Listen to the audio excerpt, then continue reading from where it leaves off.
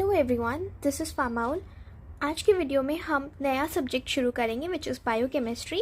और ये वीडियो रहेगा unit 1 part 1 which will be biomolecules, और उसमें भी हम कार्बोहाइड्रेट्स पे ज़्यादा फोकस करेंगे।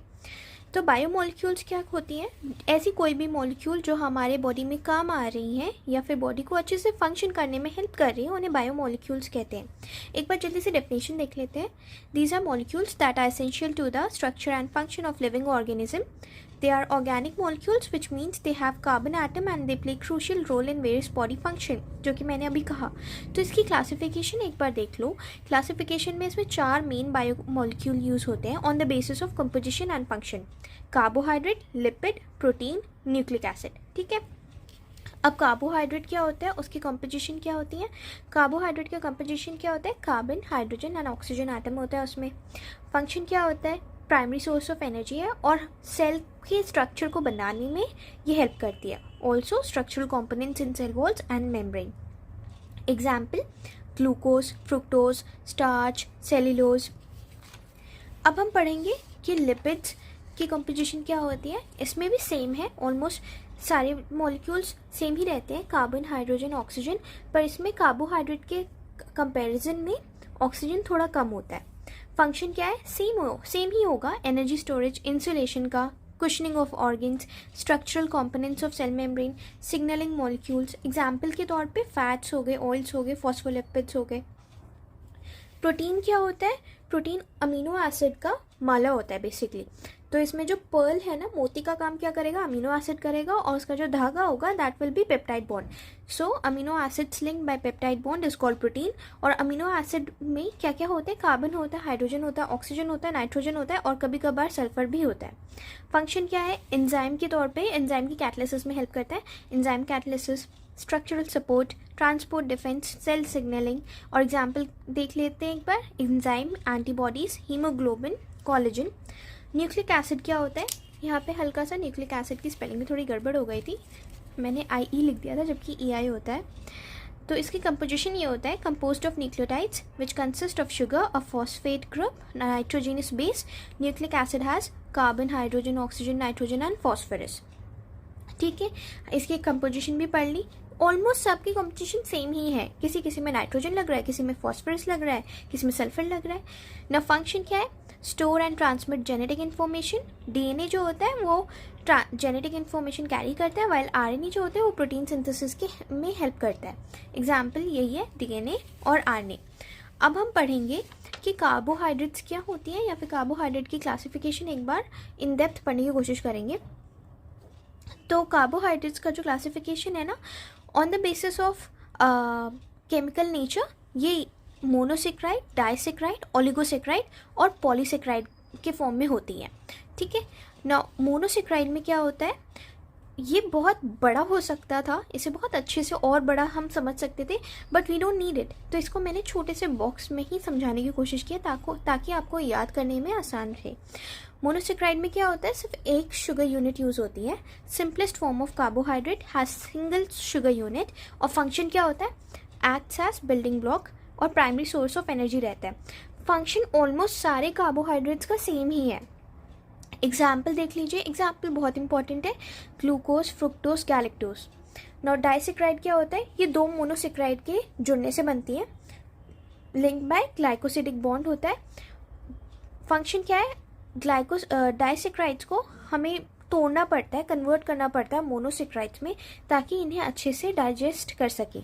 और इसके एग्जाम्पल क्या है? Sucrose, lactose, maltose. Sucrose glucose plus fructose का कॉम्बिनेशन होता है, लैक्टोज ग्लूकोज प्लस गैलेक्टोज का कॉम्बिनेशन होता है, और माल्टोज जो होता है वो ग्लूकोज प्लस ग्लूकोज का कॉम्बिनेशन होता है ना। ओलिगोसेक्राइड क्या होता है? 3 से 10 मोनोसेक्राइड अगर यूज करके आप कोई कंपाउंड बना रहे हो, कोई कार्बोहाइड्रेट बना रहे हो, तो उसे ओलिगोसेक्राइड कहते हैं। सेम फंक्शन होगा: serve as energy reserves, have role in recognition and rolling, signalling. Example: raffinose, stachyose. Now polysaccharide क्या होता है? अगर ये 3 से 10 से भी ज़्यादा मोनोसेक्राइड यूज करके कोई कार्बोहाइड्रेट है, जैसे कि सेल्यूलोज होता है या स्टार्च होता है, तो उसे पॉलीसेक्राइड कहते हैं। फंक्शन ये होता है कि serves as energy storage and structural component cellulose in plant cell wall.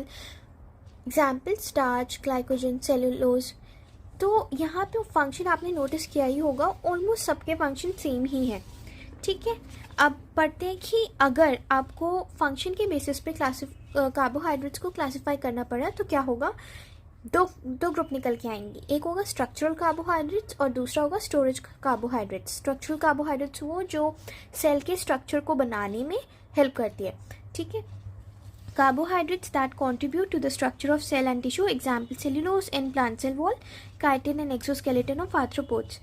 तो सेलुलोज तो सेल वॉल को बनाने में हेल्प करती है और काइटिन जो होती है आर्थ्रोपोड्स में यूज होती है एक्सोस्केलेटन बनाने में। स्टोरेज कार्बोहाइड्रेट्स जो हमने अभी बहुत सारी जगह पढ़ा कि ज़्यादातर कार्बोहाइड्रेट्स जो होती हैं वो एनर्जी रिजर्वोयर के तौर पे यूज़ होती हैं, जैसे कि starch in plants and glycogen in animals. अब केमिकल नेचर जो दूसरा बहुत इंपॉर्टेंट एस्पेक्ट है पढ़ने के लिए, केमिकल नेचर ऑफ कार्बोहाइड्रेट्स क्या क्या हो सकता है। कार्बोहाइड्रेट्स में क्या क्या होता है, पहली चीज़ तो जो ऑलरेडी हम पढ़ चुके, कार्बन होता है, हाइड्रोजन होता है, ऑक्सीजन होता है, पहली चीज़ यहीं पे क्लियर।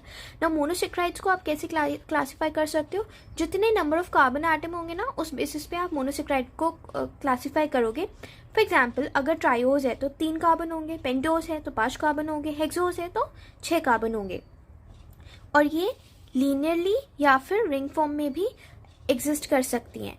तो मैं सजेस्ट करूँगी कि आप एक बार एटलीस्ट सिर्फ ग्लूकोज का एक लीनियर स्ट्रक्चर और रिंग स्ट्रक्चर याद रख लें।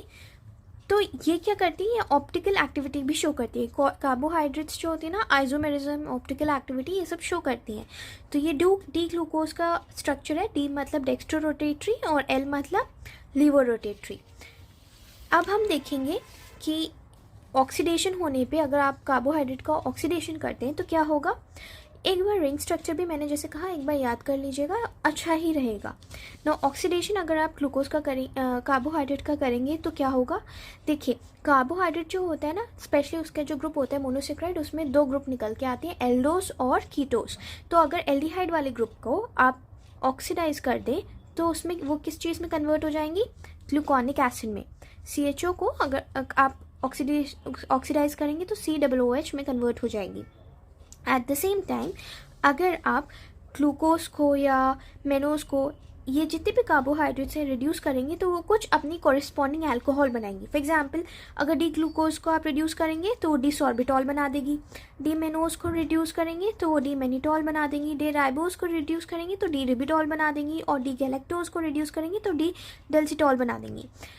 और एक इंटरेस्टिंग फैक्ट है कि सॉर्बिटॉल और डेल्सिटॉल अगर हमारी बॉडी में या टिश्यू में जमा हो जाए ना तो उसकी वजह से क्या होता है, सेल जो होती है वो स्वेल अप हो जाती है, जिसकी वजह से कैटरेक्ट एक बहुत पॉसिबल डिसऑर्डर है, हो जाता है। तो अब हम देखते हैं लास्ट पार्ट कि बायोलॉजिकल रोल क्या होता है या बायोमेडिकल रोल क्या होता है।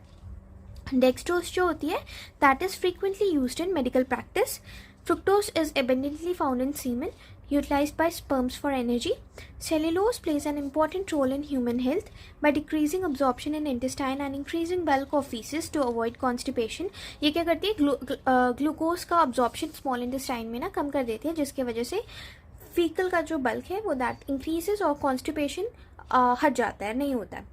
और हाइलुरोनिक एसिड जो होता है एक टाइप का कार्बोहाइड्रेट है, म्यूकोपॉलीसेक्राइड है ये हाइलुरोनिक एसिड, वो शॉक अब्जॉर्बेंट पे यूज़ होता है, serves as shock absorbent. Hyaluronic acid हमारे सिनोवियल जॉइंट जो फ्लूइड होता है उसमें मिलता है, ओवम को सराउंड करता है और आई के इनर स्ट्रक्चर में भी मिलता है। ना हेपारिन क्या होता है, ये भी एक टाइप का म्यूकोपॉलीसेक्राइड है और ये एंटीकोगुलेंट की तरह एक्ट करता है। I hope you make your notes properly. Till then happy learning and bye guys.